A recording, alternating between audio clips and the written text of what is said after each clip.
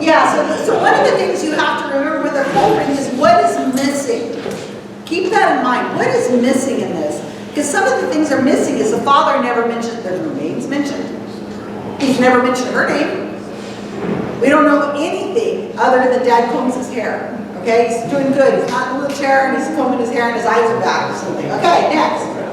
And he did wear Old Spice in this world. All I keep smelling is Old Spice. You wore something. Because I smell your father in the same way I'm connecting with your loved ones, in the same way I'm connecting to you. So all of a sudden you start smelling things. Your dad's cologne or aftershave. And you know that's his way of acknowledging that he is there and he's with you. He's also talking about the dogs that have passed as well. He has dogs that they're with him. There's a German Shepherd.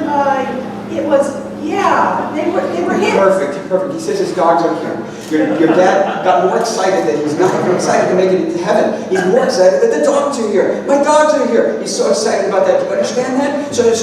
So know that those two souls are on the other side of your dad's way of not acknowledging that they're there. Okay. All right. There's a lot to unpack in this. What did I see?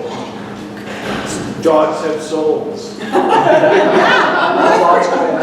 All dogs go to heaven. We all want to think our pets are in heaven, right? Pets suck people. Pets. The whole pet connection sucks people. Oh yeah, pets. We want to be connected to our pets. All right, go with the Old Spice. How many people in this room do not have a connection to Old Spice from somebody in their family? It's iconic. Yeah, and I checked on using Wikipedia, so you know it could be biased.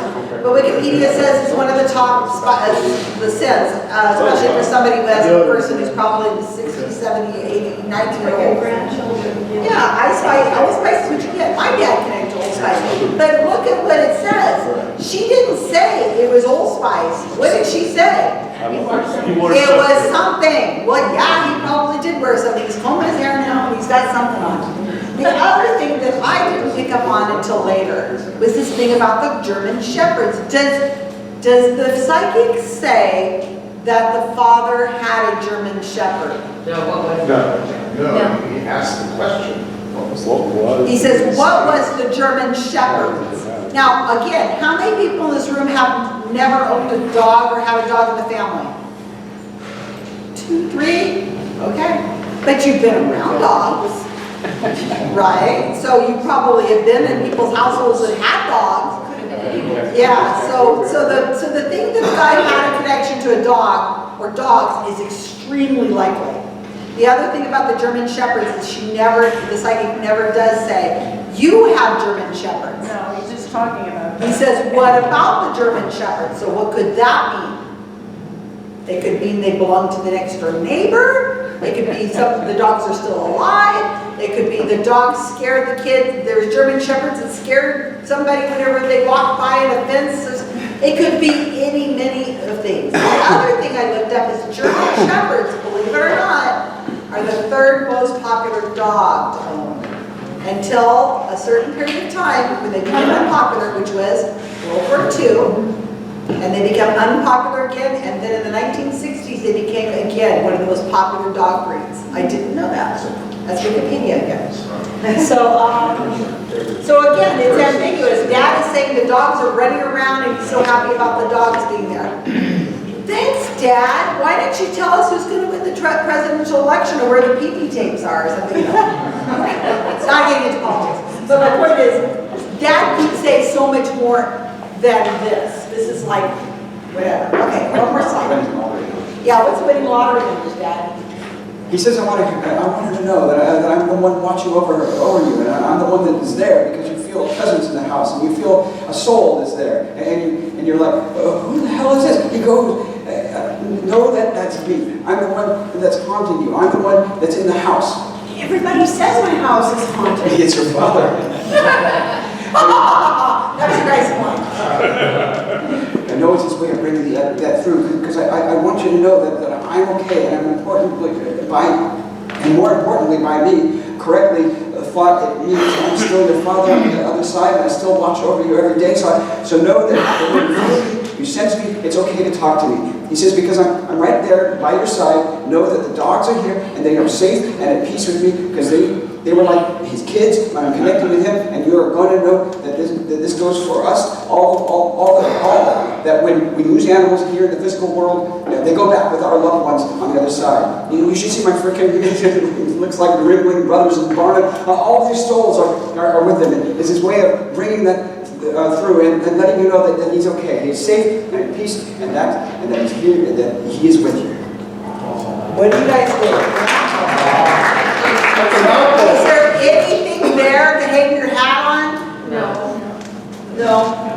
Oh, if he's talking so fast, how is he hearing these messages from the Father? He's gifted. He has no time. He's so gifted.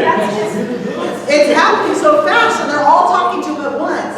So my point is when you hear about people who go to psychics and so on, I bet you the character, the female character that Nina's playing, is going to leave this place and go home and tell her people how she went to see a psychic, and the psychic knew all about the dogs and her dad, and probably she's even going to remember that he named her dad, and the names of the dogs. I wouldn't be surprised if he said that, yeah. She fills in all the blanks because she's human. She wants to tell a good story. She doesn't want people to go, oh, you idiot, you just paid how much money to go see this guy? She wants to be able to say, I saw the most amazing psychic today, and he was spot on. He was so awesome. He knew my dad, he knew the dogs and the names, and he knew all about my dad's personality. There's no way in the world the psychic could have known these things about my dad. But Right? is this comforting paragraph, the closing paragraph, how he clinches her?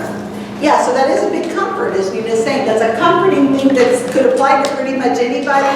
It's just, and you'll see a lot of this with the psychics that are cold reading.